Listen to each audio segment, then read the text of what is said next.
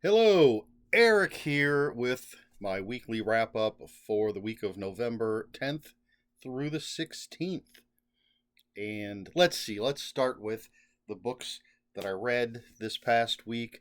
I finished up The Thicket by Joe R. Lansdale, part of my book bundle for books that have been made into movies. I'll be recording that review shortly, and it'll be out in a couple of weeks. I followed that up with The Visitor by Chauncey G. Parker III. This was the final book in that Books Made into Movies bundle. It was made into a movie called Of Unknown Origin. And again, I'll be recording the video soon, the review, soon, and it'll go up in a few weeks. After that, I read a book that I cannot talk about yet. You're not going to know about it until the review goes up. There are reasons that I don't want to mention it. And currently, I am reading I Believe in Mr. Bones by Max Booth III. Looks like I'm 3/4 of the way through it. And I should finish it this weekend, if not tonight or tomorrow. And then I'll record, in a week, I'll record the review for this one. Other than that, let's see. Last week, I put up reviews for Doc Savage, The Purple Dragon. And the reason I chose to read that is because Ron Ely passed away. And Ron Ely was an actor, best known, I think, for playing Tarzan in the NBC TV series.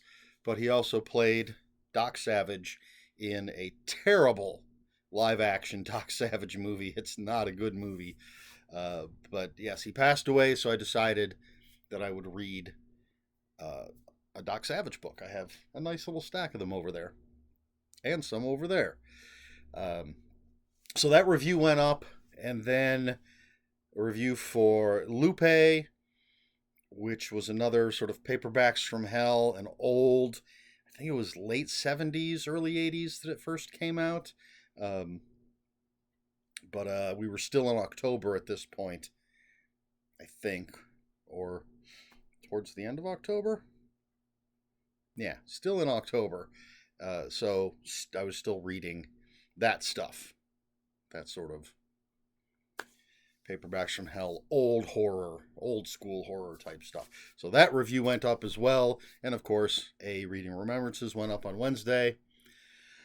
I watched Deadpool and Wolverine. It dropped on Disney Plus. So I watched it the day that it dropped. I enjoyed it quite a bit. It might have been a little bit long, but I'm a fan of the character Deadpool. And I very much enjoy the first two movies. I enjoyed this movie, all the cameos, interesting storyline. It was still funny, still violent, with lots of profanity, even though it's now a Marvel Universe Disney movie. It's definitely a hard R. A lot of fun, I thought. But the big thing that I watched was Doctor Sleep. So I had read Doctor Sleep by Stephen King. It's the first book I read for my movie or books made into movies book bundle thing. Still not sure about calling them book bundles. So once I'd recorded my review, I watched the movie. It was on Amazon Prime, and it's the director's cut. So it was 3 hours and 5 minutes long. So, little mini review here. I'll say first of all that I liked it. I liked it a lot. I don't think it was great, and it might be because I had just relatively recently finished reading the book, and so my brain was making comparisons. Now, for anybody who doesn't know, if there's anybody who doesn't know, Mike Flanagan, writer director of Doctor Sleep, and when Stanley Kubrick made The Shining, he made some major changes to the Stephen King novel Shining. So Doctor Sleep is a sequel to Stephen King's book, The Shining. Stephen King completely ignored the movie he does not like, The Shining, directed by Stanley Kubrick. I'm sort of putting that over there. Can't see it; it's off screen. So what Mike Flanagan did was tried to thread a needle with his movie, making it an adaptation of the Stephen King book Doctor Sleep, while also making it a sequel to the Stanley Kubrick movie, The Shining. And so he had to embrace some of the changes that Kubrick made in his adaptation. And so there are some major changes in Doctor Sleep. But they've been approved by Stephen King. I did watch some behind the scenes stuff. So it's an adaptation of the novel Doctor Sleep while also being a sequel to the movie The Shining by Stanley Kubrick. So it's a very interesting beast. Just in case there's anybody who doesn't know, again, this is the story of Dan, formerly Danny, Torrance, survivor of the Overlook Hotel and possessor of The Shining. And now he's an adult. And he, without giving too much away, has some personal issues, trying to overcome those issues, becomes aware of a young girl who also has The Shining and needs his help from something that I won't get into. Don't want to spoil it, just in case there's anyone who hasn't read and or seen it. So as far as the movie goes, it's a lot of stuff taken out of the book, a lot of changes made, and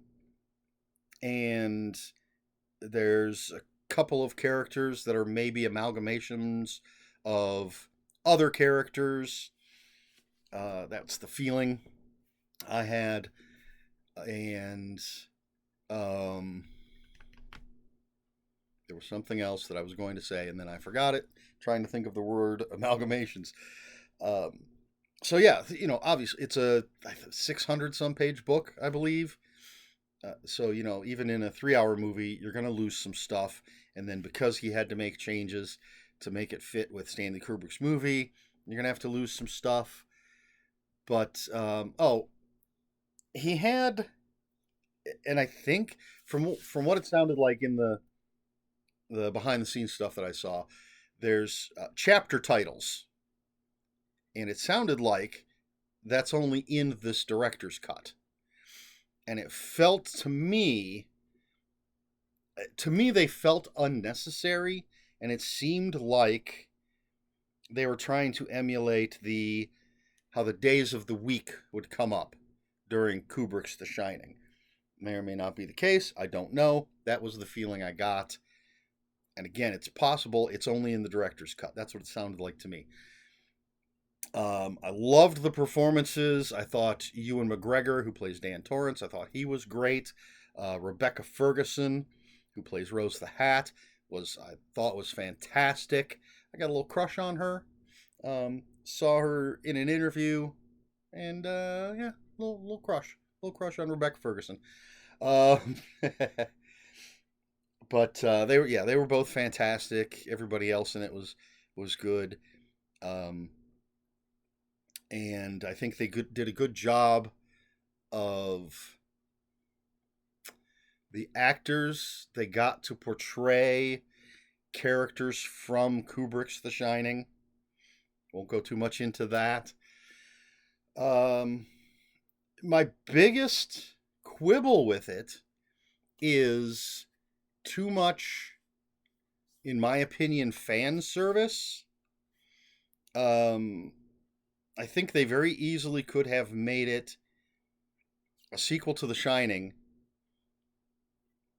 without having shots that were exactly the same as from The Shining, having scenes reflect exactly scenes from The Shining.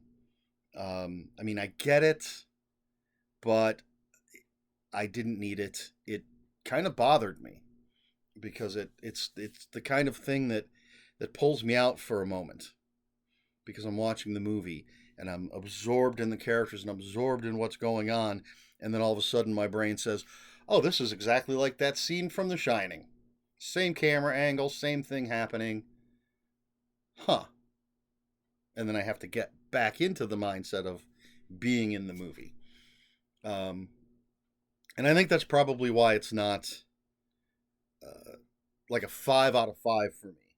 I actually just recently saw somebody say that they think it's one of the top 5 sequels ever made, and I don't know if I agree with that.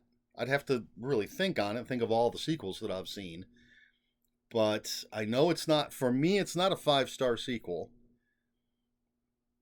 It's 4, maybe 4.5, but I'm really bothered by all the homages to the original. Other than that, I mean, I don't mind the changes. I understand changes need to be made. The performances were great, but and again, maybe it's because I saw the director's cut and it was over 3 hours long. But yeah, it I don't think you need to have the exact same shots as you had in The Shining, or necessarily the exact same dialogue that you had in The Shining. Sometimes felt appropriate, but sometimes it just felt like, hey, this is what they did in The Shining, and now we're doing it too.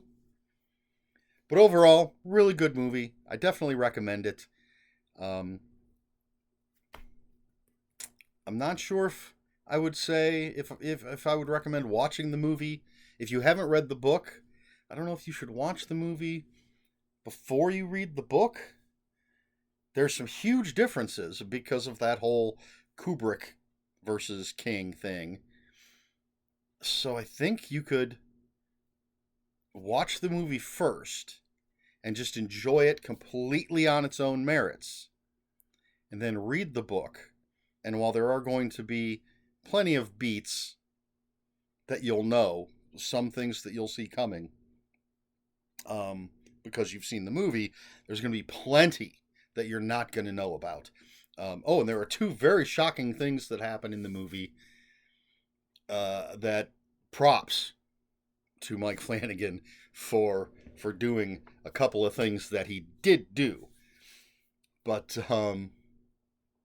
yeah, so I think you could safely watch the movie and then read the book, and because I don't know if you're going to be like me and read the book, then watch the movie and go, oh, yeah, it's a good movie, not nearly as good as the book. I don't know. But anyway, that's my talk on Doctor Sleep. 4.5 stars. I really enjoyed it, but wasn't the best sequel I've ever seen. Don't know if it was top 5, but well worth watching. I think that's pretty much it. I played games, tabletop games. Um, can't think of anything else I did. Look for work. Had homemade pizza for dinner tonight. I have some leftover pieces right over there that I'm gonna eat after I'm done recording all this stuff. That's about it. Did some reading, watched a couple movies. Now I'm recording videos and figuring out what I'm doing next week. Yeah, I guess coming up, I do throw that out there on these videos too, don't I? Still don't have the format down for these weekly wrap ups. Once I finish, I believe in Mr. Bones, I have not actually picked out what I'm reading next, but I think I'm 98% sure that what I'm going to read next is going to be a Marvel Comics novel. They have done 3 What If novels. So if there's anybody out there who doesn't know, Marvel Comics Used to have a comic book series. Now they do some one-shots and miniseries and stuff called What If, and there's been 2 seasons of a TV show on Disney Plus. What If? So it would be, what if Peter Parker had stopped the burglar, or it might have been, what if Uncle Ben hadn't died? Whatever. It's the whole point was he stops the burglar before the burglar can kill Uncle Ben. How is his life changed by that act? What if so and so had died here? What if so and so had not done this? What if? That's the concept. So there's 3 novels. I believe they're from Titan. And the first one was, What If Loki Was Worthy? Something like that. I haven't read that one yet, but it's Thor dies, and Tony Stark blames Asgard, so he puts together a team to attack Asgard in retaliation for the death of Thor, and Loki has to prove he's worthy to wield the hammer to protect Asgard against this superhero assault. Something like that. The second one is basically, what if Wanda Maximoff and Peter Parker were siblings? And essentially, her brother dies. She is adopted by Ben and May Parker. And so she and Peter are being raised together as siblings. And shenanigans, superheroic shenanigans ensue. And then the final one, the one I'm going to read, I'm pretty sure, because it's the one I'm most excited about, is, what if Mark Spector became the host of Venom? I think that's what the title is. So Mark Spector, the human who becomes Moon Knight, and I think he's Moon Knight already in the story, and then through whatever, he bonds with the Venom symbiote. And so now you've got a guy with multiple personality disorder, or whatever it's called nowadays, and is the avatar of the Egyptian moon god, and now also the host of an alien creature, parasite, symbiote. So I'm a huge fan of Moon Knight, one of my favorite characters. So I'm very much looking forward to this. And I did probably something I shouldn't have done. I used a credit card. They're supposed to be for emergencies, but I was jonesing for some books, and it was huge price cut on the book. Because it's been on my wish list since I heard about it, but it's been full price for the longest time, and then the price was slashed. I think it was 54% off, something. Whatever it was, I snagged it. I was like, I'm grabbing it at this price. So that's supposed to arrive tomorrow. So I'm going to read that, and then I threw another little book on there called The Bucket List by Mark Taus and somebody else. I don't recall. I can always look this stuff up right here very easily. What if Mark Spector was host to Venom? And The Bucket List by, I should have gone with my gut. Mark Taus, or however you say it, Towse, and Kisto Healy. I thought that's who the other author was. A book that's been recommended to me many times. It's been on my wish list for a long time. And so I decided I'd snag it while I had the credit card out. So I think I might just read those 2. They're supposed to arrive tomorrow. Those might just be the next 2 books I read. I do need to read the next Valancourt Paperback from Hell. And then I think I'm going to slide into the next book bundle, which I believe will be novelizations. Again, not going to give you the list of what those are until we get closer to that time, but I already have a bunch of novelizations picked out. And that's it. That's everything I did this past week, some stuff that's coming up, and a little movie review for Dr. Sleep. And yeah, that's all I've got. So If you have any question for this video, again, book bundle, is that good? Should I be calling it something else?